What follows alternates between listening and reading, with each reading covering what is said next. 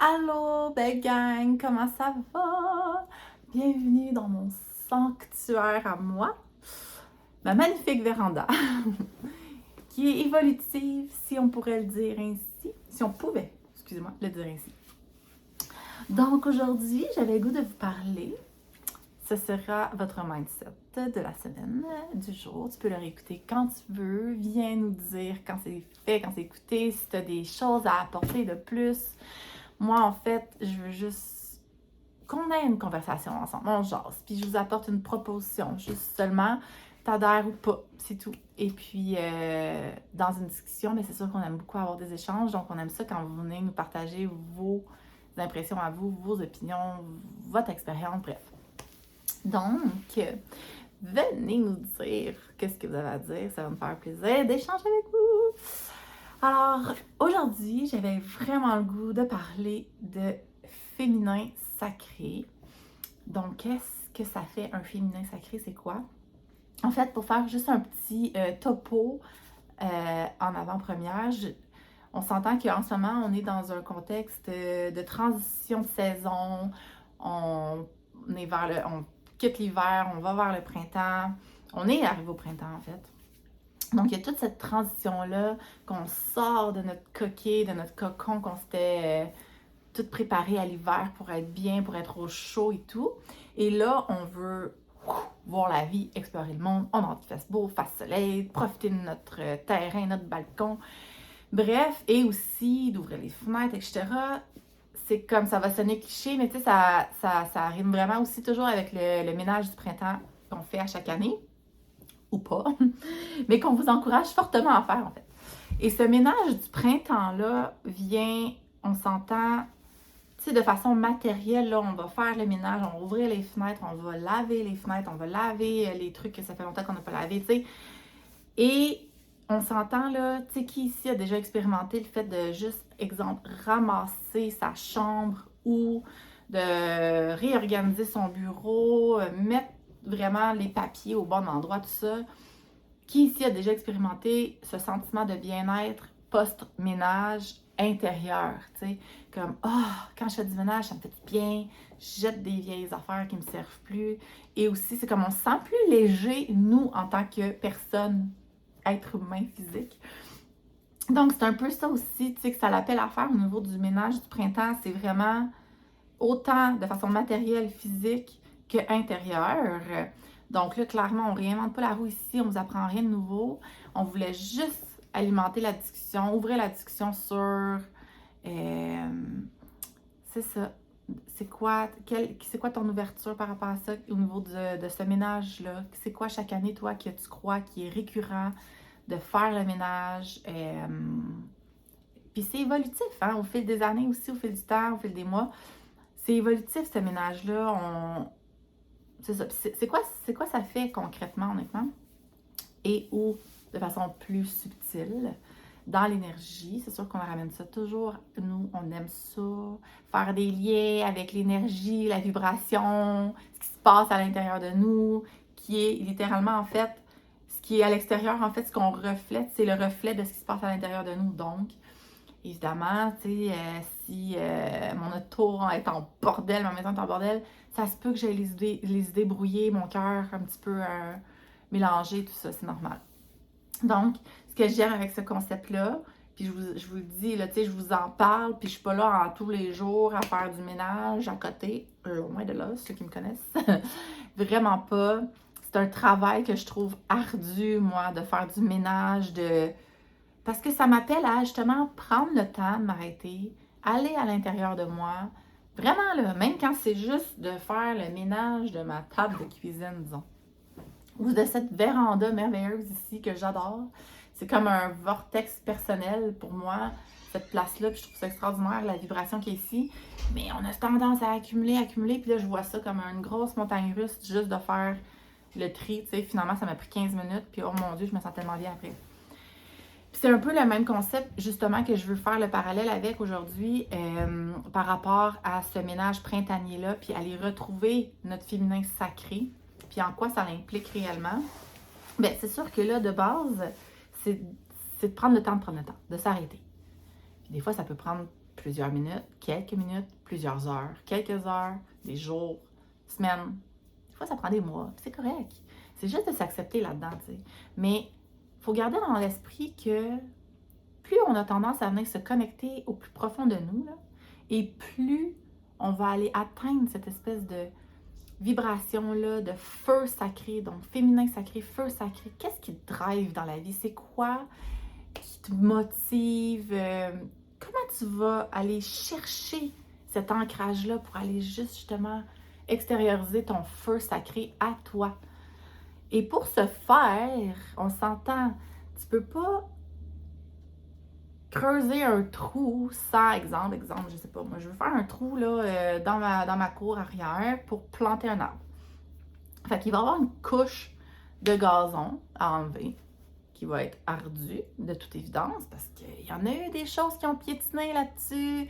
Il y a le soleil, tu sais, tout le gazon qui vient tout s'entremêler, tout ça. Fait qu'il faut que je découpe mon affaire. Il faut que je prenne un petit peu, peut-être plus une pelle plus difficile, plus dure pour pouvoir comme enlever la première couche qui est souvent la plus dure à défaire, tu sais.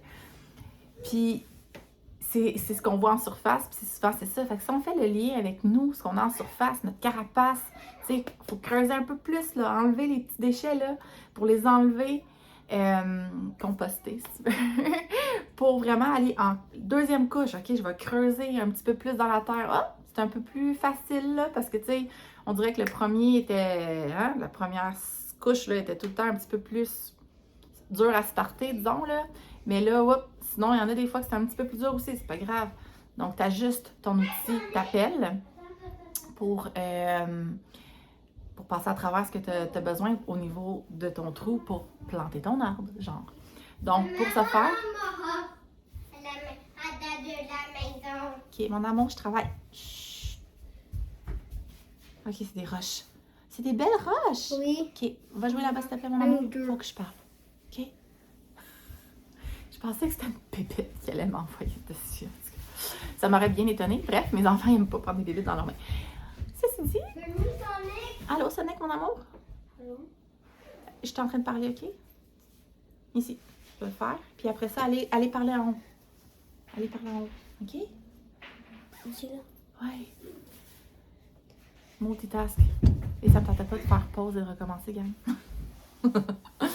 Donc, c'est ça. Fait que tu vas creuser, faire l'espace nécessaire pour aller mettre ton arbre, disons, pour qu'ensuite, par lui-même, il fasse les racines et qu'il aille se brancher à la terre, à l'eau qu'il a besoin et tout ça.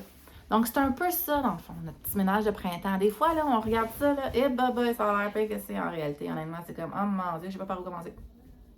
Bon, on va commencer par le début. On va creuser un petit peu plus, juste pour starter la machine. Puis ensuite, bon, on va suivre son cours, puis on va y aller. C'est un peu exactement la même chose. Donc, tu sais, physiquement, c'est tout le temps intéressant aussi de le faire parce que, ben, c'est tangible, on est capable de le toucher, de le voir. Donc, je fais mon ménage, tout ça. Fait qu'évidemment que au fil de tout ça, ben, ça me crée moi-même, mes propres réalisations que je suis en train de nettoyer des choses qu'il y a à nettoyer, même à l'intérieur de moi. Fait que c'est la même chose si tu veux faire le même processus, mais intérieur. Donc, moi, j'aime beaucoup faire les analogies dans le monde physique. Tu sais, exemple, quand éventuellement, on va parler... On a parlé de ça? Oui, on a parlé la semaine dernière. Au niveau de l'ancrage. Des fois, j'ai besoin de quelque chose de plus tangible. Il faut que ce soit matériel, là, dur. La sueur, pour m'ancrer, je vais aller m'entraîner. Ça m'aide à m'ancrer dans le physique maintenant. Mais on peut le faire quand même sans l'entraînement, tu sais. C'est ça. C'est juste que se rappeler qu'on est des êtres humains et qu'on est mis sur la planète Terre pour manifester des choses dans le monde matériel. C'est réellement ça. Et quand je parle de matériel, de manifestation matérielle, je parle même pas juste nécessairement d'acheter un auto là, ou une maison, là. Matériel, genre manifester l'amour là, que tu veux partager avec autrui, que tu veux manifester le bonheur, l'abondance, tout ça. Bref, quelque chose qui est tangible, mais qui va passer par ton corps pour pouvoir se manifester, s'extérioriser et démontrer aux autres vibrer ta belle lumière. C'est sûr que si j'ai plein de cochonneries là, de là à là, puis là, j'ai pesé fort, tabarouette, pour que ça soit bien enfoui, là, bien compacté, là. Si j'essaie de vraiment aller m'ancrer à mon féminin sacré puis de manifester quelque chose, ça se peut que ça bloque. Ça bloque. Puis là, Putain, j'ai mal au ventre. Qu'est-ce qui se passe? Ah, ça doit être pas grand-chose. J'ai dû manger quelque chose de pas bon, là. On renfouit ça. Puis on renfouit. Notre corps, là, c'est notre meilleur outil pour nous dire s'il y a des choses qui se passent de bien et de pas bien. On s'entend? Mais de pas bien. C'est pas que c'est pas bien. Je les appelle des trigger points pour dire ouh, peut-être que je pourrais nettoyer cette partie-là de mon intérieur parce qu'il y a quelque chose qui accroche. Il y a quelque chose qui me tourmente. Ça me donne mal au cœur. J'ai mal à ma tête. Des fois, ça peut être aussi simple que juste boire vraiment beaucoup d'eau. Mais quand tu bois de l'eau, là, est-ce que tu bois de l'eau ou tu bois de l'eau? Tu bois de l'eau, tu en prends conscience. Je sais, moi, je sais pour me nettoyer. Ça va avoir cet effet détox-là. Pendant ce temps-là, je suis pas en train de penser à mon souper. Je suis en train de penser à, je bois de l'eau, ça va me détox, ça va me faire circuler tout mon intérieur. Puis là, ben c'est sûr que ça se peut que ça revienne, là. Ouh! Et voici telle situation qui m'a donné mal au cœur. Ah, OK. Qu'est-ce que j'ai à régler avec ça, mettons? Fait que c'est juste des petits trigger points comme ça qui vont faire en sorte que ça va venir à la surface puis ça va se faire nettoyer. Un petit peu comme la petite pourriture là, qui se crée, la petite affaire rose là, sur le bord de la douche puis du bain, là. Tu sais, là, dans les cracks, là, pas cool, là. Peut-être que c'était sale avant, mettons. J'ai genre passé outre les cracks. Puis au fil du temps, ça s'est comme un peu plus amélioré. Puis là, hop, je le vois. Fait que ça m'a comme rappelé, il faudrait peut-être que je le nettoie un petit peu plus en profondeur, genre. Vous comprenez un peu mes analogies? Fait que moi, j'aime ça ramener vraiment dans le monde physique parce que je trouve que c'est très tangible, visuel. Je suis capable de le voir, de le sentir, de le ressentir réellement, tu sais.